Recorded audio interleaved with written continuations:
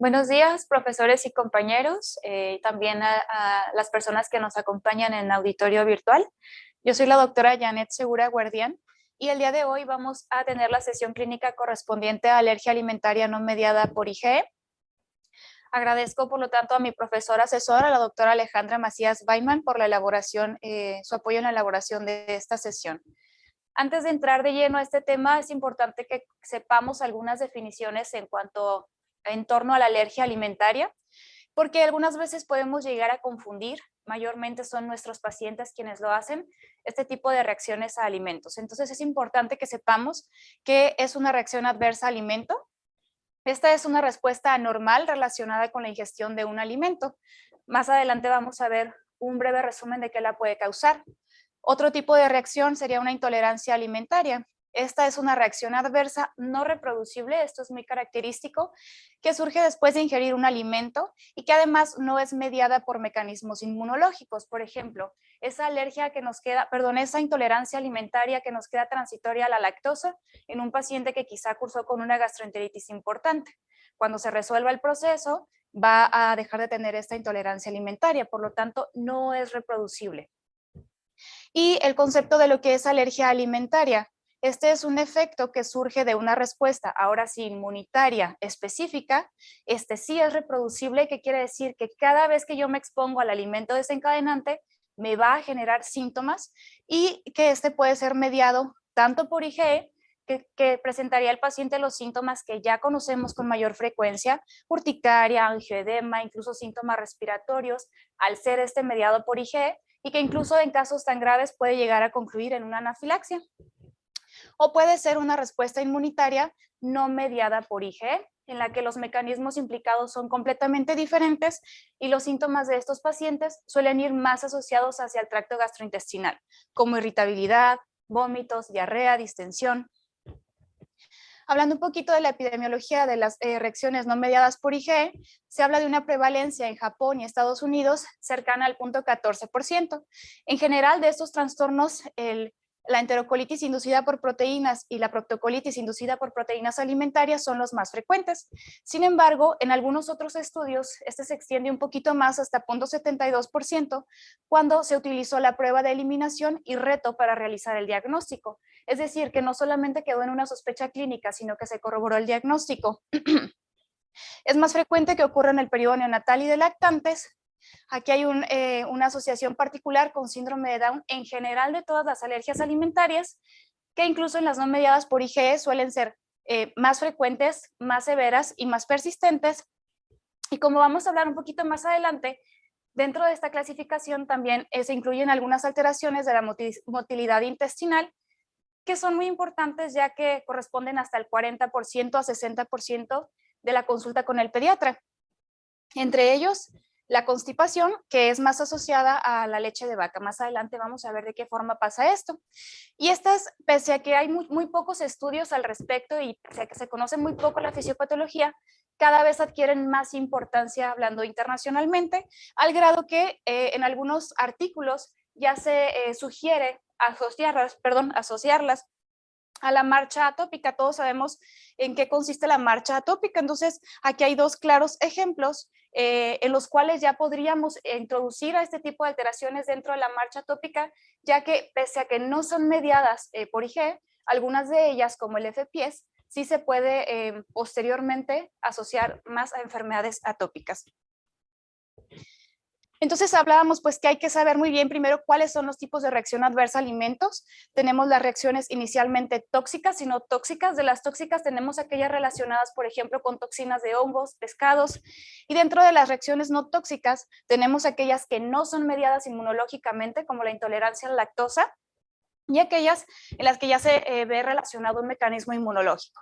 De estas podemos, como vemos aquí, algunas de ellas tienen más asociación con la detección de IgE, y algunas otras de ellas más asociación con los niveles de eosinófilos. Dentro de las asociadas a IgE, la alergia mediada por IgE, y dentro de las asociadas a los trastornos gastrointestinales eosinofílicos, pues tenemos más presencia de eosinófilos en estas. Y las que nos interesa el día de hoy hablar sobre la alergia alimentaria gastrointestinal no mediada por IgE. Entre ellas tenemos la enterocolitis inducida por proteínas, la proctocolitis inducida por proteínas y la enteropatía inducida por proteínas alimentarias. De estas, como lo vamos a ver más adelante, la enterocolitis es la que tiene un poquito más de conocimiento al respecto. Incluso ya se sabe que hay varios fenotipos de este tipo de enterocolitis. Sabemos que aquellas mediadas por IgE pues corresponden a las más frecuentes, y algo muy importante en esta diapositiva, este es un artículo del 2023, más allá de que dentro de este grupo de no mediadas por IgE se incluya una nueva enfermedad, en realidad estamos hablando de enfermedades sumamente comunes que no se habían asociado previamente a alergia alimentaria no mediada por IgE. ¿Cuáles son? Los trastornos de dismotilidad, el reflujo gastroesofágico y la constipación principalmente. Entonces, ya no solamente vamos a hablar de estas tres, sino que también vamos a incluir un poquito a estos trastornos de dismotilidad intestinal. Dentro del mecanismo fisiopatológico, que realmente está muy poco conocido, como podemos verlo en las alergias no mediadas por IgE, algunos artículos incluso incluyen a la enfermedad celíaca, sin embargo, eso también es un poquito controversial. Y con respecto a la fisiopatología, ya les adelanté un poquito. Realmente la fisiopatología de estas enfermedades es muy poco conocida. Lo que sí se sabe y se conoce cada vez a mayor profundidad es que no solamente hay un mecanismo involucrado, sino que es una combinación de mecanismos las que se ven asociados en la fisiopatología de esta enfermedad, en la que principalmente y sobre todo en el FPS o enterocolitis inducida por proteínas va a haber una relación con la célula T, el linfocito T, que va a incrementar ese factor de necrosis tumoral alfa y ese factor de crecimiento transformante beta, que lo que van a generar son alteraciones en la inmunomodulación y en la unión del epitelio intestinal. Entonces, finalmente se cree hasta ahora que ese es el mecanismo más asociado, sobre todo hablando del FPS. Con respecto a las otras dos patologías, los mecanismos cambian un poquito. Todos estos siguen estando, sin embargo, no bien estudiados. Entonces, vamos a hablar un poquito de las primeras tres. En cuanto a la frecuencia, afortunadamente la proctocolitis inducida por proteínas es la más frecuente y la menos grave. Hablando de la enteropatía inducida por proteínas alimentarias, esta puede variar en gravedad y en frecuencia. Y afortunadamente la enterocolitis, que podemos ver que tiene una mayor afectación del tracto gastrointestinal, que por lo tanto va a tener una mayor severidad, suele ser más rara. Vamos a entrar pues con proctocolitis alérgica inducida por proteínas alimentarias. A veces es un poquito confuso hacer el nombre o el recordatorio con FPAP, FPS, FPE. Entonces todas pues las diapositivas tienen el nombre completo de la enfermedad arriba. En este caso, la proctocolitis alérgica se conoce también con otros nombres, entre ellos colitis alérgica, proctocolitis eosinofílica, proctocolitis alérgica inducida por proteínas alimentarias. Esta se caracteriza principalmente por cambios inflamatorios que ocurren sobre todo en el colon distal, en respuesta a una o más proteínas alimentarias diferentes debido a estas reacciones inmunomediadas, que sin embargo no son mediadas por IgE. Los síntomas en estos casos suelen comenzar en los primeros meses de vida y se suelen resolver al final de la primera infancia. Con respecto a la epidemiología, la prevalencia de esta va a variar ampliamente. Se reporta hasta en 0.16% de niños sanos y hasta en 64% de pacientes lactantes que tienen sangrado en heces, ya sea macroscópico o microscópico. Sin embargo, como comentamos, pues va a variar bastante. Por ejemplo, en un estudio prospectivo que se realizó en Estados Unidos sobre estos bebés con sangrado rectal, se reportó esta prevalencia de hasta 64% según los hallazgos de la biopsia de rectos sigmoides. Sin embargo, en un estudio finlandés se confirmó el diagnóstico solamente en 18% de los lactantes que tenían sangrado rectal, y en este caso este número varió tanto, pero si podemos ver el medio o la forma de diagnóstico de estos pacientes fue muy diferente. En este caso se hizo una prueba de eliminación y provocación para realizar el diagnóstico. Entonces, quizá podríamos pensar que esta es un poquito más confiable, ¿no? Se cree que hasta ahora el FPAP es una causa importante de sangrado rectal en aquellos lactantes sanos. Sin embargo, no se ha establecido hasta ahora la prevalencia clara debido precisamente a la ausencia de alguna prueba diagnóstica específica.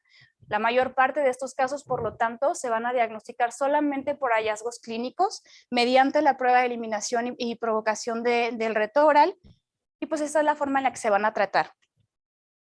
Con respecto a la patogenia, se van a dar cuenta que hablar de todas las alergias no mediadas por IgE es casi Es muy difícil porque no hay muchas teorías, hay muchas hipótesis, pero hasta ahora ninguna es completamente clara.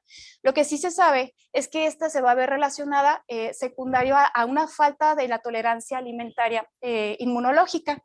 Se ha visto en algunos estudios con alergia alimentaria a múltiples alimentos que la principal anomalía en el intestino delgado es la imposibilidad de establecer niveles normales de factor de crecimiento transformante beta. Por consecuencia, hay una alteración en la producción de células reguladoras inmunológicas y esto también se asocia no solo a este tipo de reacciones tardías, sino también a reacciones de tipo temprano, asociado también al factor de necrosis tumoral alfa. El factor de necrosis tumoral alfa es una citocina que se asocia sobre todo a enfermedades crónicas de tipo inflamatorio.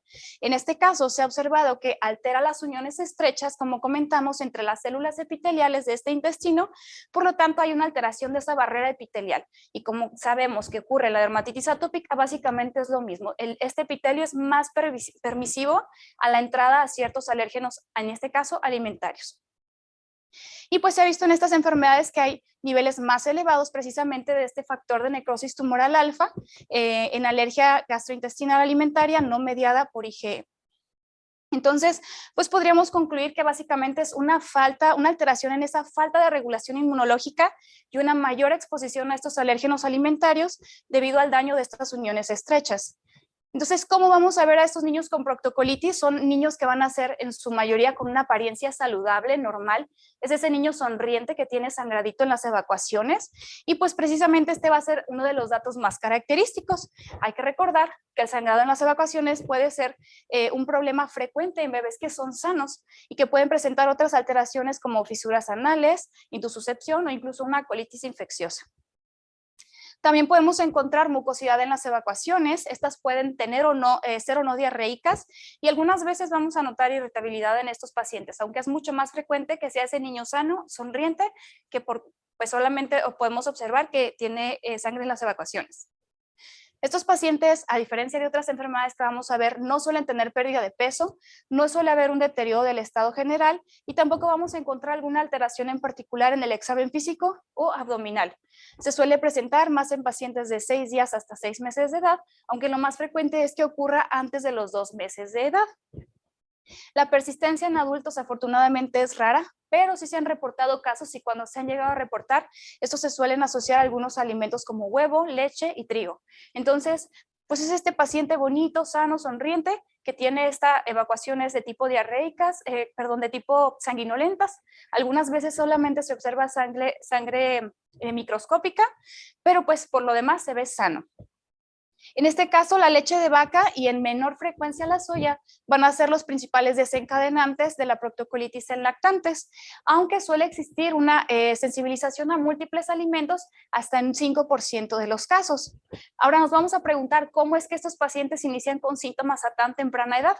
Es importante saber que el bebé está expuesto a estas proteínas de la leche de vaca por medio de la leche materna o incluso de fórmulas infantiles de las más comunes, ¿no?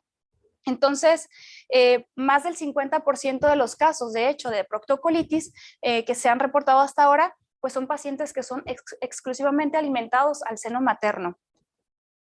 Pero pues es importante saber que además de la leche, otros alimentos como huevo, maíz, soya, trigo, pueden ser también causales de este tipo de enfermedad.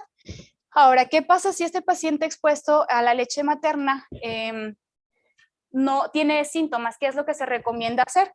Pues si la mamá hace una dieta de eliminación, generalmente el paciente mejora. Si no mejora, generalmente suele haber una buena respuesta a una fórmula extensamente hidrolizada, que ya lo vamos a ver más adelante, y cuando llegan a tener persistencia de estos síntomas, como son lactantes que presentan estos síntomas a temprana edad y suelen ser dependientes de la leche materna solamente como fuente de alimentación, pues también tenemos la fórmula a base de aminoácidos esenciales, que sería como el último paso para ellos, y pues que suelen tener una muy buena respuesta. Ya hablamos pues entonces que la proctocolitis, es una enfermedad con signos clínicos un tanto inespecíficos, que el diagnóstico vamos a decir que es presuntivo. ¿Qué quiere decir? Yo sospecho que mi paciente lo tiene, pero además de esto yo ya me aseguré de descartar otras causas que pudieran generar estos síntomas en mi paciente. No existe hasta ahora un diagnóstico, un examen diagnóstico preciso disponible, aunque sí podrían usarse algunos biomarcadores inespecíficos como la calprotectina N. Sin embargo, aunque este es un marcador de inflamación intestinal, no tiene una correlación tan estrecha, ya que se ha observado que hay valores incluso normales en pacientes que tienen diagnóstico corroborado de alergia a las proteínas de la leche de vaca. Lo que sí podemos observar en estos pacientes que apoyan más este diagnóstico es esta mejoría de síntomas al suspender ese alimento responsable con la reaparición de los mismos cuando vuelva a exponer al paciente, es decir, una dieta de eliminación con una prueba de reto positiva. Si llegáramos a hacer estudios invasivos que no suelen ser necesarios, podríamos encontrar en endoscopia y biopsia una colitis focal o difusa, edema y erosiones. Si llegáramos a hacer un reporte histológico, que tampoco suele ser necesario, particularmente en esta enfermedad, podríamos encontrar agregados focales de eosinófilos en el epitelio de intestino grueso, lámina propia, epitelio de las criptas y muscular de la mucosa. Aquí es importante saber, ya hablamos de que este es el niño que tiene evacuaciones sanguinolentas, que un porcentaje importante de estos pacientes recibe un diagnóstico erróneo de alergia a las proteínas de la leche de vaca mediada por IgE. Creo que a muchos de los que hicimos pediatría anteriormente nos tocó escuchar o ver o saber de ese niño que tenía evacuaciones sanguinolentas y antes de investigar más, APLV, mediada por IgE. Entonces es importante considerar que hay otras patologías que quizá menos frecuentes pueden ser quizá la causa de la patología de este paciente. Como ya hablamos, pues los biomarcadores tienen una aplicación muy poca en cuanto a todo el espectro de alergias alimentarias no mediadas por IgE, e incluso en algún momento se sugirió el uso de pruebas de parche al ser una alergia que tiene unas manifestaciones de tipo retardados. Sin embargo, pues la evidencia hasta ahora es contradictoria. Incluso algunas guías internacionales no la recomiendan como prueba de rutina para su diagnóstico. Aquí todo esto es más clínico. ¿En qué casos sí recomienda la EASI, por ejemplo, realizar una prueba para IgE específica en una alergia no mediada por IgE? Solamente en aquellos lactantes amamantados con síntomas que sí tienen síntomas asociados a una alergia mediada por IgE, que como ya vimos, sí difieren bastante. Hay afectación cutánea, respiratoria, cuando sí estamos hablando de síntomas mediados por IgE, y también aquellos pacientes que además puedan tener una comorbilidad como dermatitis atópica, que nos puede sugerir más otro tipo de causa. Se sugiere realizar algunas pruebas no invasivas, en realidad no son muy útiles. Sangre oculta en heces, pues digo, no nos va a dar el diagnóstico. Sí me puede dar la evidencia de sangre en heces, pero no me va a dar el diagnóstico. Tampoco se recomienda hacer frotis de heces para gránulos eosinofílicos. Ya hablamos un poquito de la calprotectina fecal, que realmente no tiene tanta utilidad. Lo que sí se ha visto en estos pacientes en particular con proctocolitis es que el ultrasonido Doppler color puede tener una aportación importante en su diagnóstico. Se ha visto en algunos estudios que hasta 92% de bebés que tenían diagnóstico de proctocolitis alérgica tenían cambios vasculares, sobre todo al momento de realizar el ultrasonido, con engrosamiento de paredes intestinales, en colon descendente y sigmoides, que si recordamos la imagen, pues es el área de afectación de la proctocolitis alérgica. Entonces, pues este diagnóstico es clínico. Por lo tanto, es importante descartar otras patologías. Ya hablamos de que entre ellas tenemos procesos infecciosos, fisura anal, invaginación intestinal, enterocolitis, entre otras. No se sugiere en realidad hacer pruebas invasivas como sigmoidoscopía o colonoscopías con biopsias. Básicamente para lo que nos ayudarían sería para descartar otro tipo de etiologías. Entonces, diagnóstico clínico, nuevamente. El tratamiento, así como en todas estas enteritis alérgicas, es la dieta de eliminación. Ese es el manejo esencial. En este caso en particular, el sangrado rectal se suele resolver de 72 a 96 horas después de la dieta. Sin embargo, la resolución total de los síntomas va a demorar hasta de 1 a 2 semanas desde el comienzo de la dieta, cosa que es importante porque después vuelven los papás a consulta comentando que el niño tiene los mismos síntomas que tenía cuando lo trajo a consulta y quizá apenas tiene 3 o 4 días de iniciado el tratamiento, ¿no? Entonces eso quizá les genera cierta tranquilidad saberlo. Sin embargo, si persiste el paciente sintomático después de 2 semanas de una dieta materna de eliminación, hablando de una mamá que está dando seno materno, hay que verificar el cumplimiento de la dieta materna. Pasa que algunas veces mamá también transgrede la dieta y hay que eliminar posteriormente, si es que esa mamá está cumpliendo de forma adecuada con la dieta de eliminación a la leche de vaca, lo que se sugiere es hacer posteriormente una eliminación de la dieta materna de la soya. Y si aún así persiste, se sugiere que posteriormente lo que se elimine de la dieta materna sea el huevo, que son los que se asocian con más frecuencia a esta enfermedad. vamos a tener un paciente que quizá la mami ya está con su dieta de eliminación y ocasionalmente tiene un sangradito rectal, pero que es un sangrado quizá en cantidades pequeñas. Lo más frecuente es que mamá haya ingerido algo de estas proteínas de la leche de vaca y que esto sea lo que le haya ocasionado este sangrado escaso a ese bebé. Pero hasta en un 12% de los casos no se llega a identificar el alimento a través de la variación en la dieta materna y suele haber persistencia de los síntomas. ¿Qué se recomienda hacer?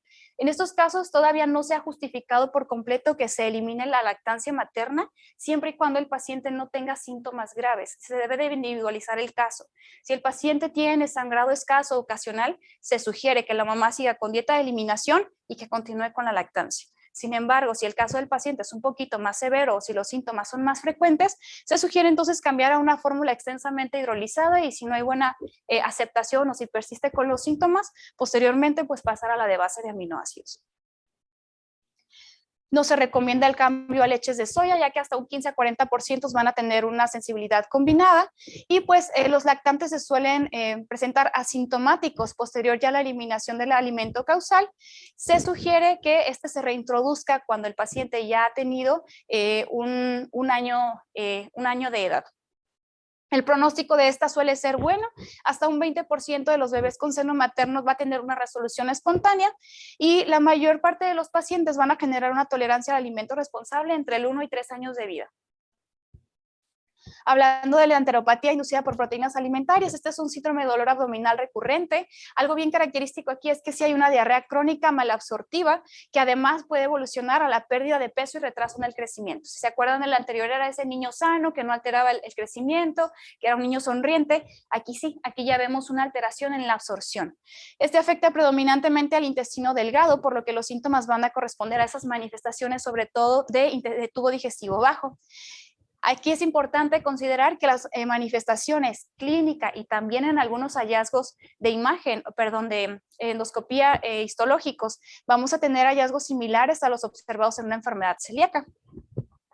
En cuanto a la epidemiología, la prevalencia no se ha estudiado a fondo, pero se cree que es una patología poco común e incluso se cree que va disminuyendo progresivamente con el tiempo. Esto sobre todo al aumento en la práctica de lactancia, que hasta ahora se cree que podría ser protectora, particularmente en la enteropatía inducida por proteínas, y al uso de las fórmulas mejor adaptadas con contenido menor de proteínas, como es la hidrolizada y la fórmula base de aminoácidos. Sin embargo, se ha reportado una prevalencia un poquito elevada, por ejemplo, en un estudio finlandés en la que se reportó a la leche de vaca en niños mayores con un 2.2%. Realmente no se sabe qué es lo que hace que en este caso se reporte esta prevalencia tan alta, pero puede ser el hecho quizá del conocimiento de la enfermedad y la búsqueda intencionada de la misma. Hay que considerar que tampoco hay, bueno, en este caso sí hay pruebas específicas, lo vamos a ver un poquito más adelante. La fisiopatología no es bien conocida hasta ahora, pero sí se ha descrito un daño estructural de la mucosa intestinal, sobre todo yeyunal, por una infiltración de células TCD8 citotóxicas específicas a estos alimentos implicados. Entonces, si se fijan, aquí no está asociada la IgE y van a generar, por lo tanto, esta mala absorción. Se ha asociado también a otras alteraciones inmunológicas, aunque esta es la que se ha observado con más frecuencia. Algunas otras alteraciones son alteraciones en interferón gamma, interleucina 4, células plasmáticas, eosinófilos, células T e incluso IgA específica a algunos alimentos. A diferencia de todas las demás patologías, esta sí requiere un estudio histopatológico para realizar el diagnóstico, cuyos hallazgos van a ser la infiltración de células TCD8. ¿Cuáles manifestaciones clínicas podríamos encontrar? Pues va a ser con mayor frecuencia dentro de los primeros 2 años de vida. Y aquí hice un pequeño paréntesis. ¿Por qué puede pasar en niños mayores a la edad de lactancia? Porque puede ser que yo exponga a ese paciente quizá a la soya hasta el año 6 meses de edad, por ejemplo. Antes de eso nunca consumió soya. Entonces quizás sus síntomas empezaron a una edad mayor, que en caso contrario a la proctocolitis alérgica. Estos pacientes van a presentar diarrea persistente, no sanguinolenta, mala absorción con datos de esteatorrea, van a presentar retraso del crecimiento y pueden presentar vómito intermitente. Estos síntomas son similares a los síntomas de un paciente con enfermedad celíaca, pero algo que nos puede orientar a descartar esta enfermedad celíaca, por ejemplo, es que en aquellos pacientes con enfermedad celíaca pueden presentar otro tipo de manifestaciones clínicas como dermatitis herpetiforme, entre otras. Y pues debido a este daño importante de la mucosa, además los pacientes pueden sufrir de intolerancia a los carbohidratos. Los alimentos más frecuentemente implicados son la leche de vaca y de soya, pero puede haber relación con otros alimentos como huevo, aves, pescado, arroz y mariscos. Si se fijan hasta ahorita, en todo, la leche de vaca ha sido el alimento más frecuentemente implicado. Y en algunos casos incluso la reacción se asocia a más de un alimento, como al trigo hasta en un 37%, es decir, leche de vaca generalmente más trigo y leche de vaca generalmente más soya hasta en un 11%.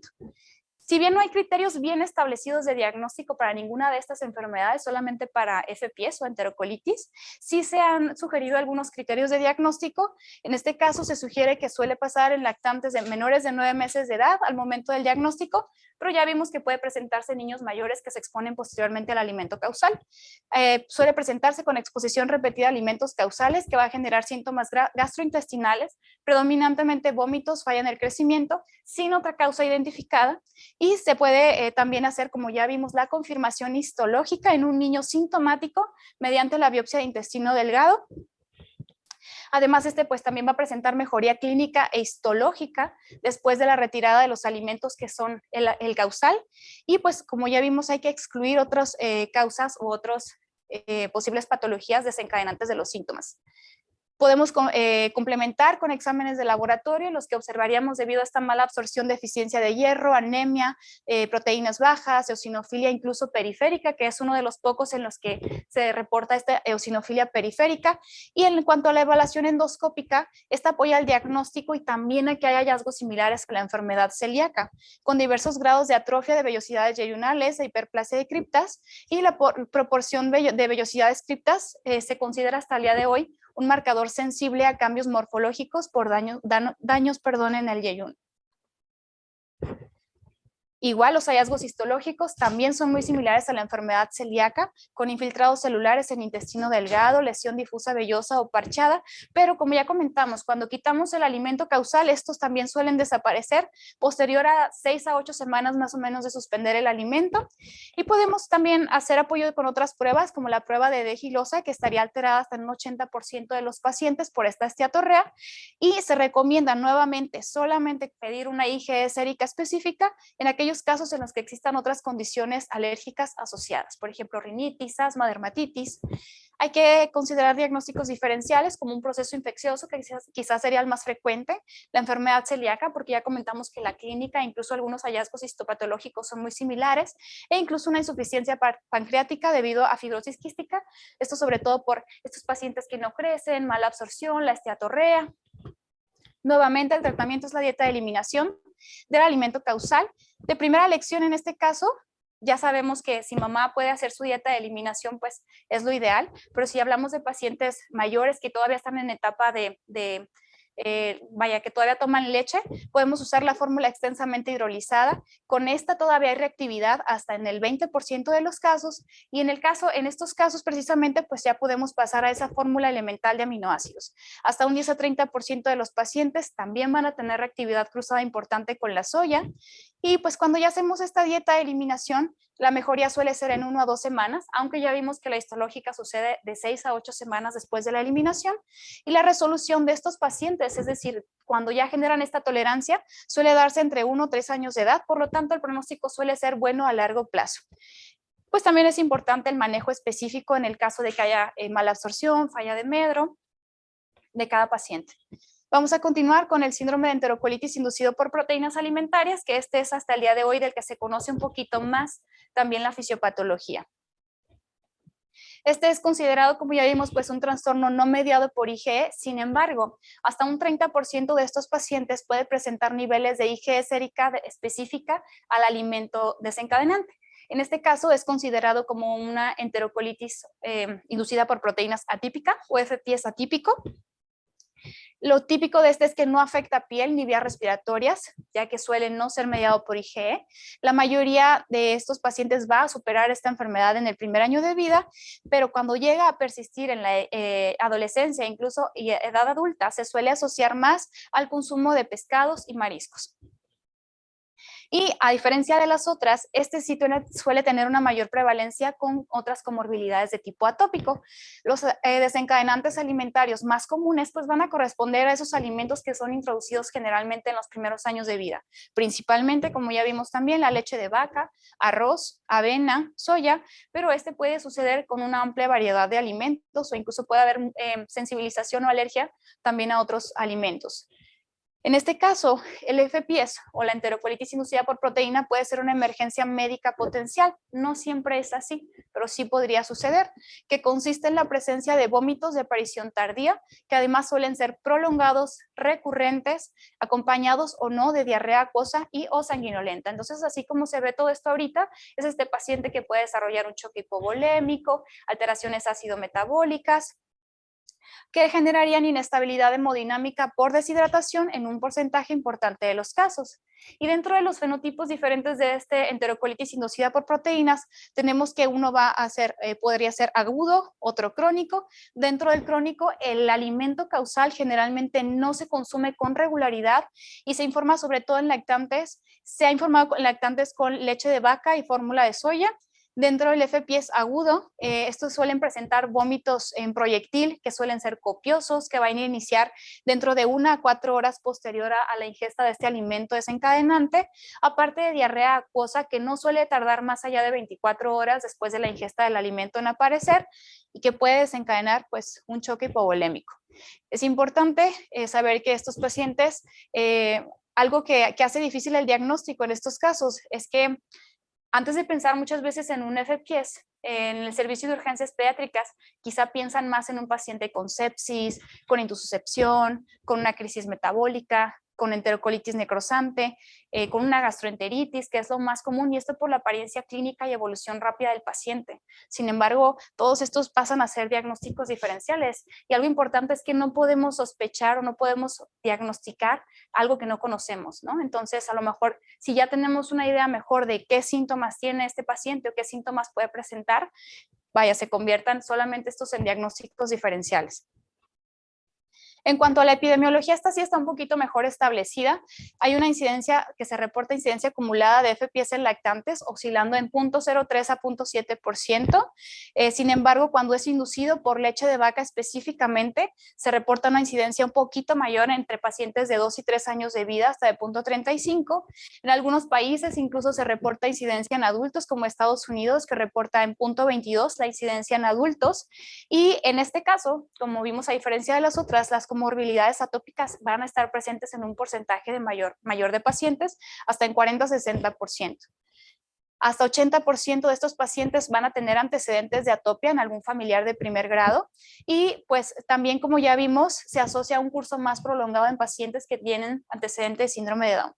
Otros factores de riesgo importantes para padecer FPS serían el nacimiento por cesárea, el género masculino, pues ya nada más algo importante a considerar es que este sí ocurre con más frecuencia antes de los 2 años de edad.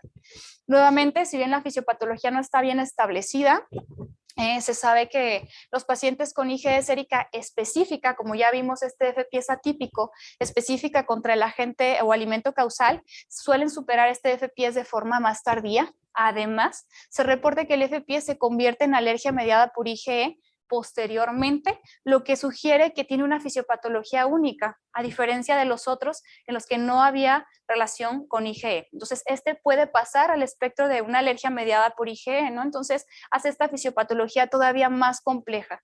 Sin embargo, hasta ahora se ha descrito, en cuanto al estudio de la fisiopatología, que otros isotipos de anticuerpos como IgG, IgD, son capaces de estimular a esta célula cebada, basófilo, neutrófilo, macrófago, sobre todo en ratones y humanos, generando una anafilaxia que es no inducida por IgE.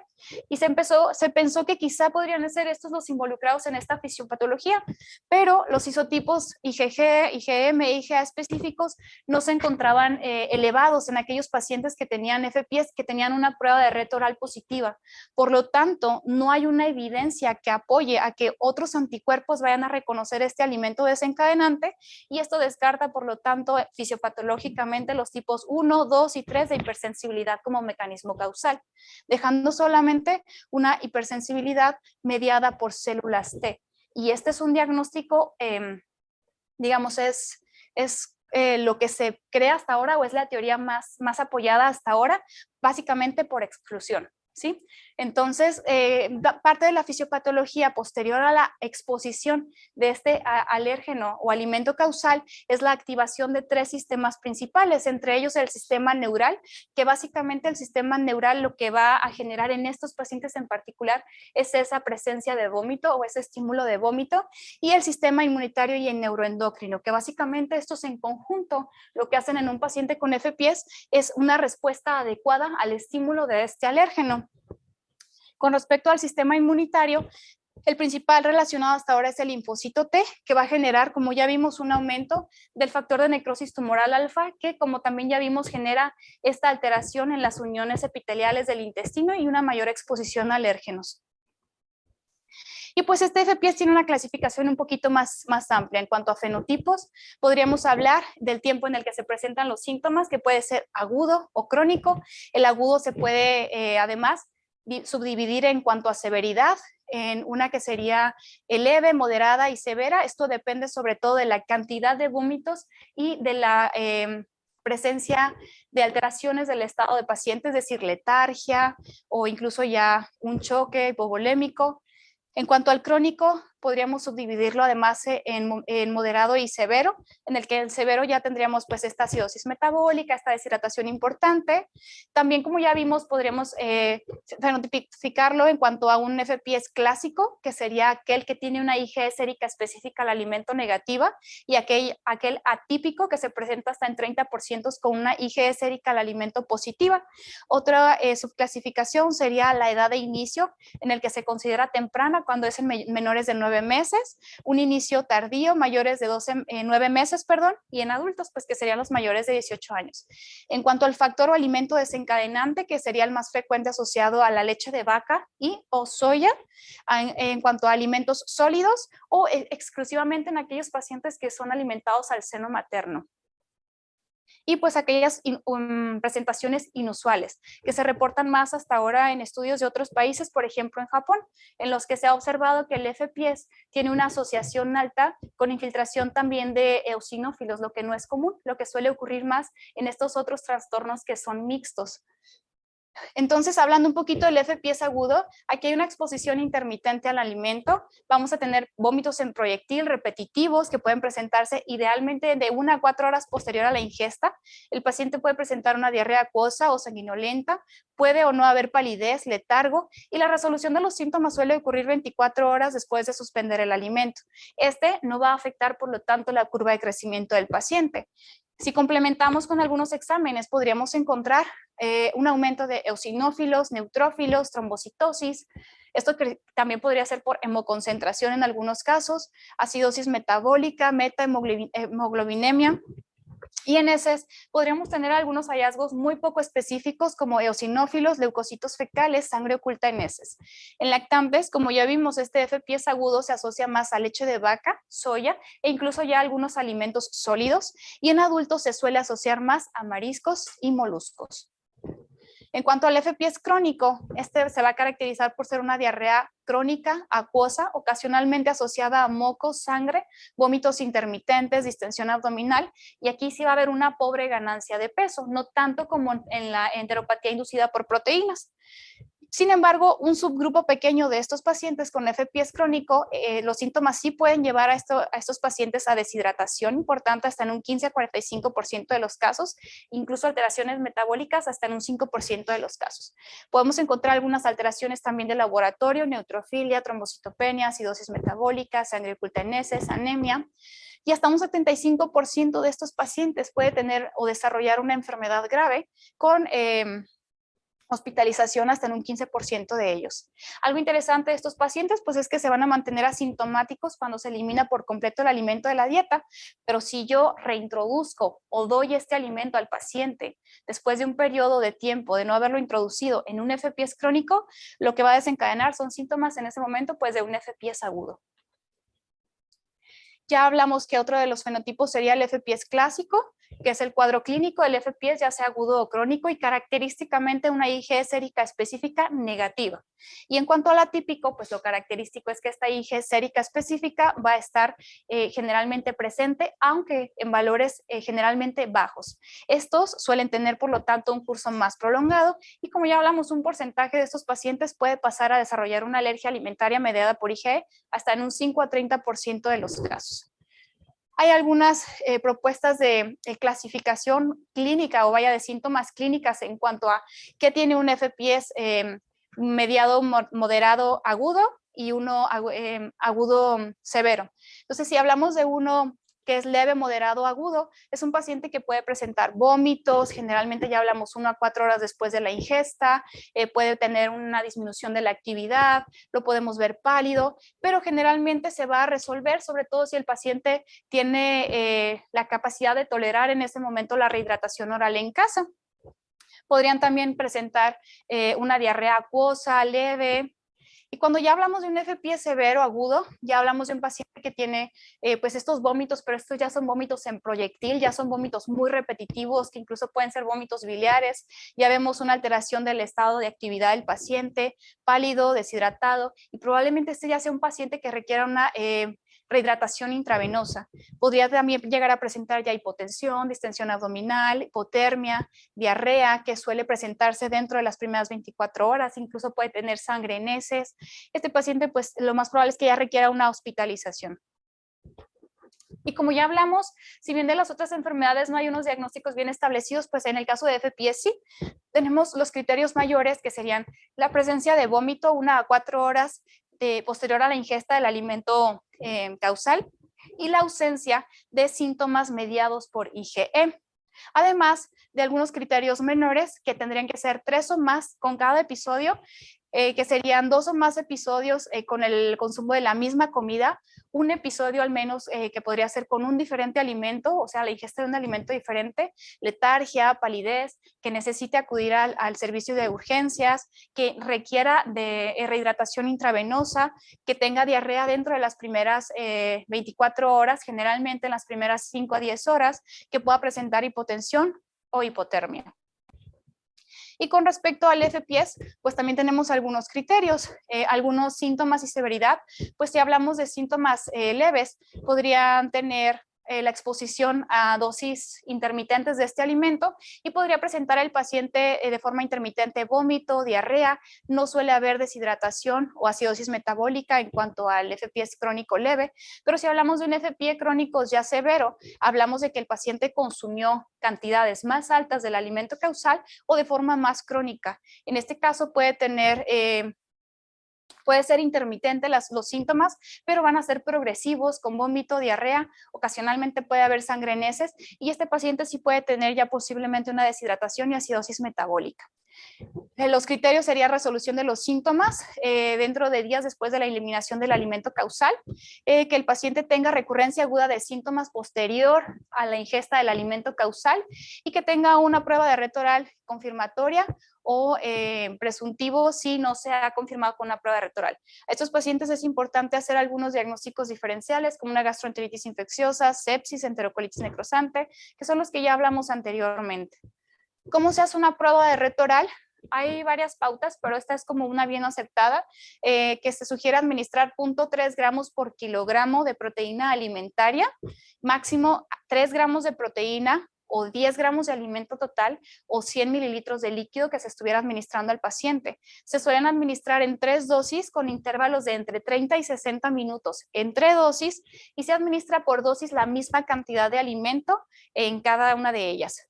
Es importante que cuando se hace este prueba de reto oral tenga una supervisión estrecha, que se tenga un acceso a una vía intravenosa y se sugiere una vigilancia mínima de 4 horas, porque como ya vimos, estos pacientes que habían tenido previamente eliminación del alimento y cuando se les reintroduce, los síntomas pueden ser de una clínica de un FPS agudo importante o severo. La prueba de reto si es positiva, pues se tiene que manejar a este paciente con soluciones intravenosas, con ondansetron, corticosteroides y solamente pues se sugiere realizar para confirmar el diagnóstico inicial solo si la historia no es clara o incluso para evaluar la resolución de este FPS. ¿Cuál sería una prueba de reto positiva? Aquella que tiene criterios mayores como el vómito dentro de las primeras 4 horas después de la ingestión del alimento causal y la ausencia de estos síntomas que puedan ser mediados por IgE. Y algunos criterios menores como letargia, palidez, diarrea, 5 a 10 horas después de la ingestión o de la prueba oral, de reto oral, hipotensión, hipotermia. Ok, entonces esos serían algunos de los criterios para decir si esta prueba fue o no positiva. Algunos estudios de laboratorio pues realmente no están en su mayoría recomendados. Las pruebas PRIC o séricas para IgE no se recomiendan de rutina, solo cuando sospechamos que pueda tener una alergia mediada por IgE. Pruebas de parche ya hablamos que no es muy recomendada, no hay resultados concluyentes. En los análisis de sangre vamos a tener una importante varios cambios hematológicos, sin embargo, ninguno de estos va a ser patognomónico, van a ser más secundarios a los síntomas. Estudios de imagen realmente no se recomiendan.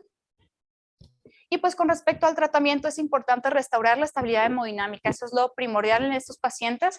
Generalmente ya ocurre con manejo de líquidos intravenosos, se puede administrar dosis de ondansetron, de hecho es lo que recomiendan las guías, e incluso en algunos casos, sobre todo en los severos, se puede administrar dosis de metilprednisolona, ya que esta va a disminuir esta inflamación mediada por células.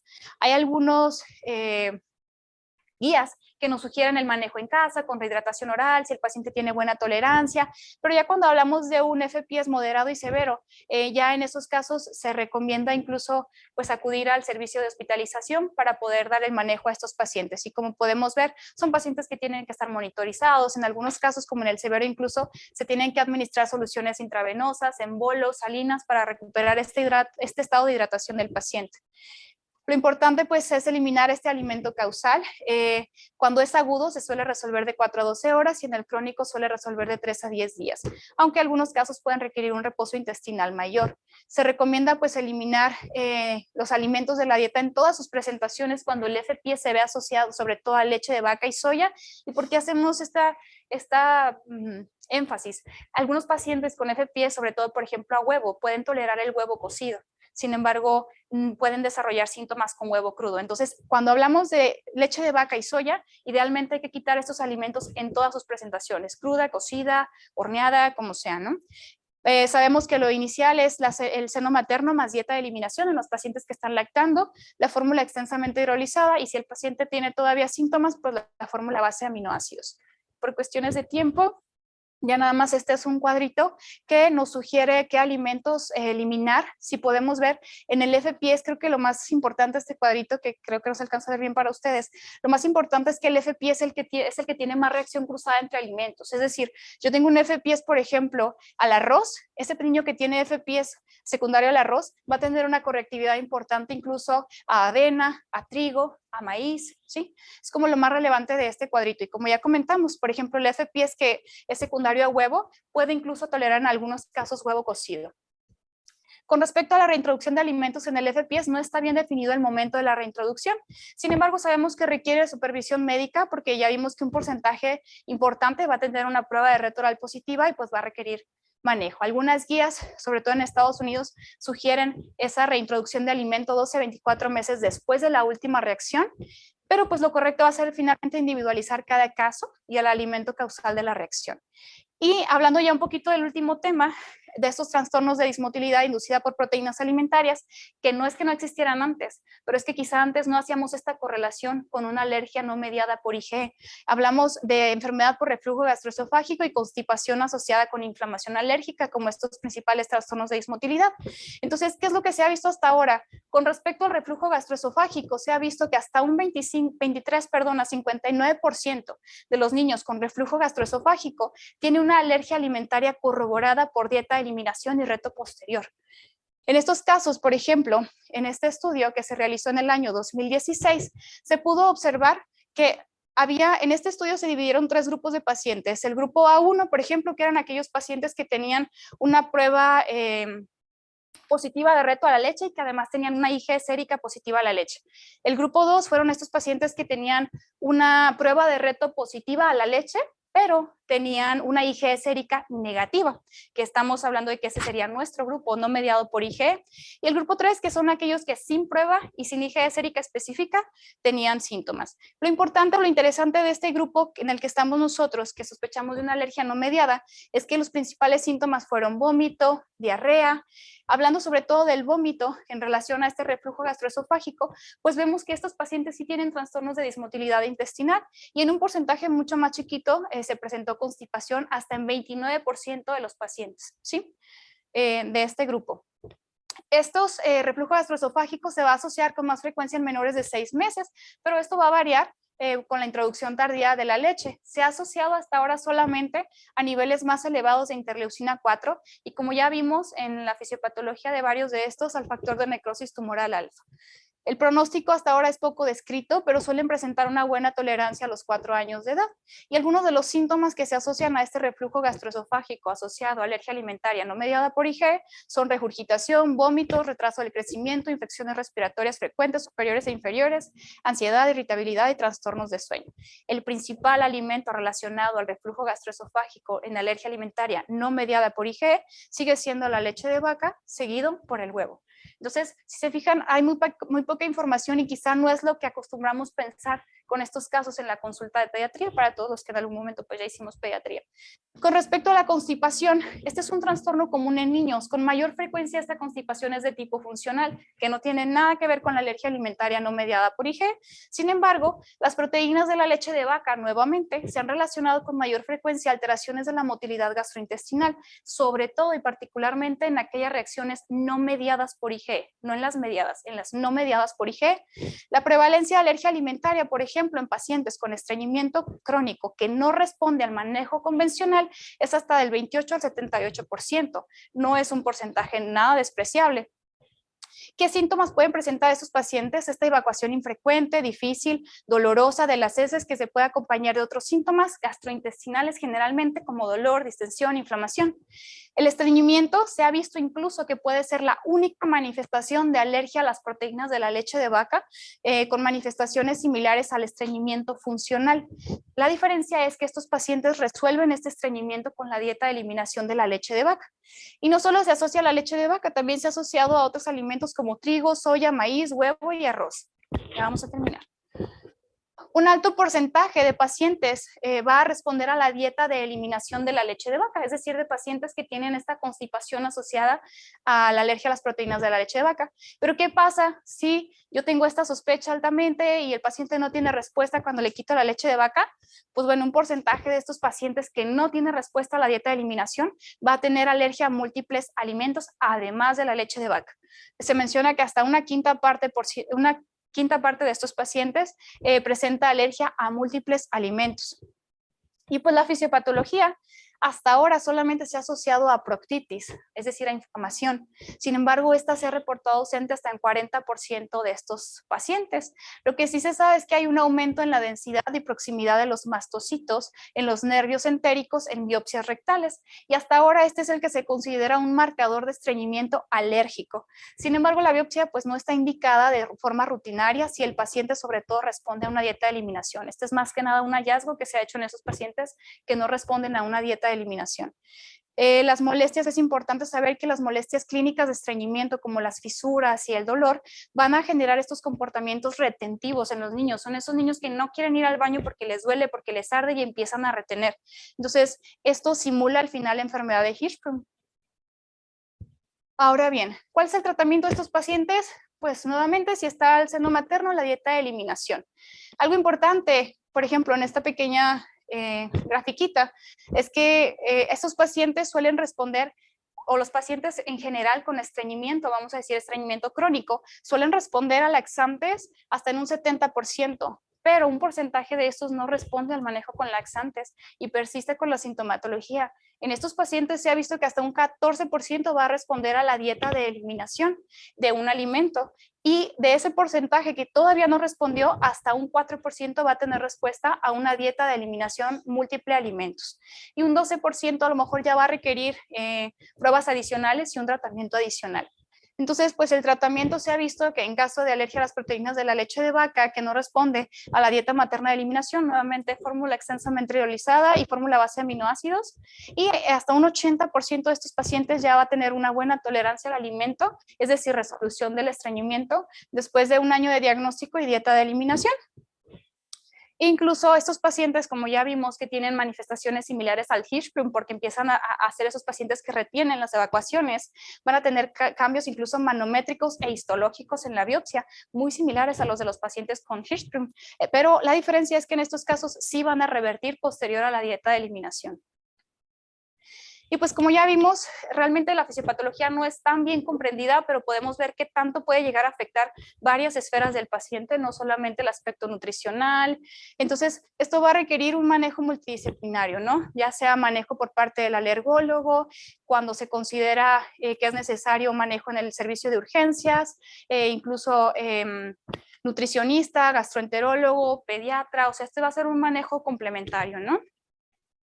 Pues ya como conclusiones personales, las alergias alimentarias no mediadas por IgE van a tener un cuadro de síntomas que es muy poco específico, lo que las hace difíciles de diferenciar, sobre todo ante el ojo clínico, que es un poco menos experimentado en cuanto al tema.